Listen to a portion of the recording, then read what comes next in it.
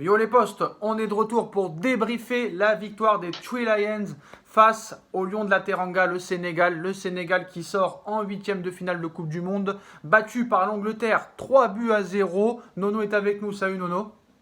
Salut Sacha. France-Angleterre en quart de finale, samedi 20h. Ce sera les Anglais pour les Français. Moi honnêtement Nono, j'ai été assez impressionné, mais pas par ce qu'on pense. Pas impressionné sur le terrain par les Anglais, mais impressionné par l'effectif anglais. Alors vous allez me dire, on a été aussi impressionné par l'effectif brésilien, mais c'est vrai qu'au niveau du jeu, c'est pas exceptionnel. Mais là, très clairement, c'est assez impressionnant. Ils sont sur une bonne ligne directrice depuis 4 ans, demi-finale de Coupe du Monde, finaliste de l'Euro battu au tir au but il y a 1 an et demi. Là, très clairement, Nono, j'ai envie de te dire, la Coupe du Monde pour la France commence vraiment. Là, c'est un big match parce que quand tu as un banc comme celui de l'Angleterre, quand tu te permets de sortir Foden et Saka pour faire rentrer Grealish et Rashford, quand tu vois le banc de l'Angleterre, là j'ai envie de te dire, là maintenant, les choses sérieuses commencent pour les Français. Ah bah ça y est, les choses sérieuses vont arriver. Premier gros choc en perspective. L'Angleterre, bon sur le match, on va en parler un petit peu. Victoire méritée, victoire normale. Qui plus est, avec 3 buts magnifiques à une touche de balle, on s'aperçoit que le centre en retrait, maintenant, c'est vraiment l'âme fatale du football.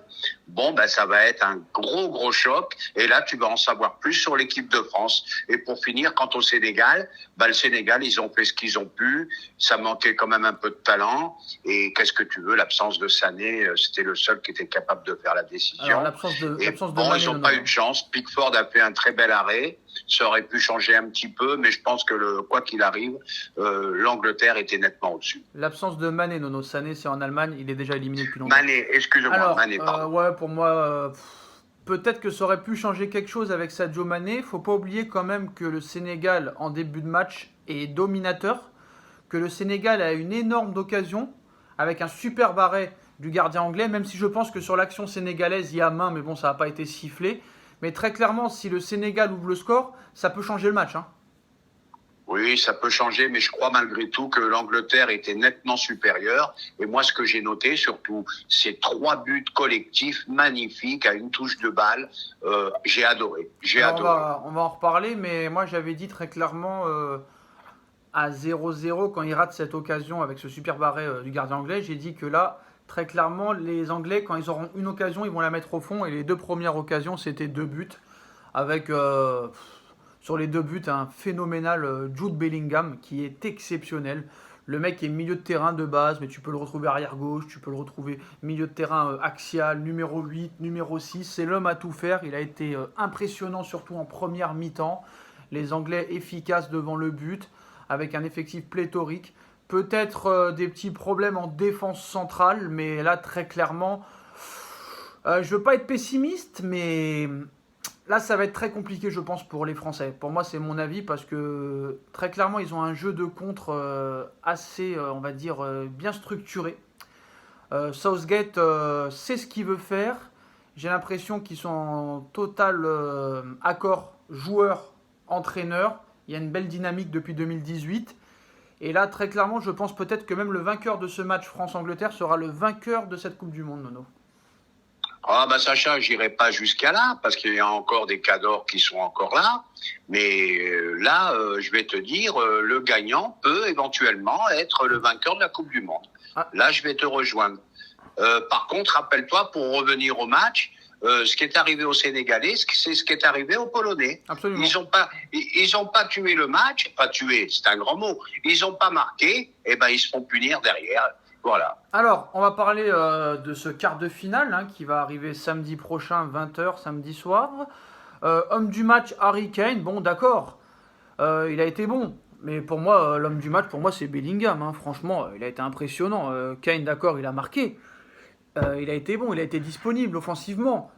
Il a pesé sur la défense sénégalaise, mais moi, Bellingham m'a totalement impressionné. Il ne faut pas toujours voir celui qui met les buts en homme du match. C'est ça le problème un petit peu de la presse et les soi-disant consultants.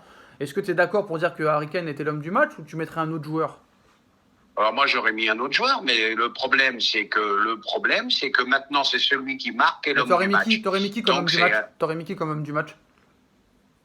moi j'aurais mis Bellingham Ah, bah aussi pareil que parce moi. moi il est pétri de talent ce garçon, phénoménal, passe décisive sur le but, il couvre un terrain énorme. Non non non, sur Tiens, l'ensemble du d'ailleurs, match Bellingham. bon, je pense pas que Campos regarde la vidéo, mais je pense que là, si tu veux sortir le chéquier au milieu de terrain, je pense que tu as compris qu'il fallait où fallait aller. Parce que Fofana, c'est très très bon. Mais je pense quand même que Bellingham, c'est supérieur, Nono, hein. Très clairement, là. Ah bah là, parce que Fofana, on l'a jamais vu au niveau international, donc on peut pas comparer. Les deux sont très bons, mais une petite préférence à Bellingham. Ah, il est très très fort. Mais après, Fofana est très très bon aussi. C'est un bon milieu d'impact. Mais voilà, moi, avec Bellingham, je suis impatient de le voir contre la France. Je suis très impatient de voir ce match parce que là, très clairement, je pense que, à ton avis, ça va être un match tactique, serré. Les deux équipes vont s'observer et vont essayer d'avoir une occasion pour la mettre au fond. Ou ça va être un match spectaculaire. Comment tu vois la physionomie de ce match et de ce quart de finale? Ah bah moi je vois un match très tactique. Je sais pas qui voudra le ballon ou qui voudra le laisser, parce que les deux ont les mêmes qualités. Ils ont un potentiel devant extraordinaire. Bon, les mêmes points faibles aussi d'ailleurs en défense, je trouve. Ouais. Bon, le gros point noir de l'Angleterre, et ça je comprends pas qu'en Angleterre ils aient pas un autre défenseur central, Maguire, c'est une catastrophe. Si c'est une autre équipe sur ces deux relances, eh ben l'Angleterre peut en prendre au moins un.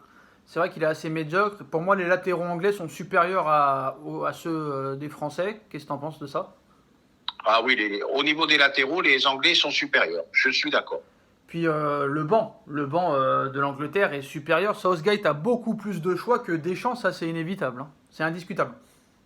Ah, le banc est fantastique, le banc anglais est fantastique. Quand tu vois que Rashford rentre à la place de Saka, tu te dis Rashford, et le Saka, Grealish Foden, et le Grealish Foden, qui rentre Grealish. derrière à la place de Il n'y a Foden. pas que ça, hein. Tu te dis c'est inimaginable, c'est Ah, vraiment un banc c'est extraordinaire. c'est un banc extraordinaire et je t'ai dit, c'est une équipe qui est sur une bonne dynamique depuis la demi-finale de Coupe du Monde et la finale de l'Euro battue au tir au but. Donc là, je pense que ça va être un match très clairement où je pense que les Anglais vont avoir très très très faim